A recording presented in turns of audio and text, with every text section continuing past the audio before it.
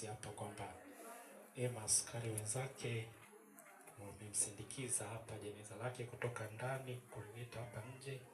Alikuwa askari, naamini alizifanya vizuri kazi zake. Lakini basi kwa nyakati zetu hizi, kazi yoyote utakayoifanya mtangulize Mungu na amri zake 10 alizotuwekea. Ukifanya hivyo daima uko salama. Na hasa kwa kazi ya maaskari, nyakati zetu hizi ni mitihani sana. Saa nyingine unapewa amri na afande inayopingana na amri za Mungu. Fuata dhamiri yako, mtii Mungu, ndio utakuwa salama. Jana nilikuwa naangalia video za mtawala mmoja wa Ujerumani miaka ya zamani huko, Adolf Hitler. Kuna wakati alipanga aishambulie Urusi.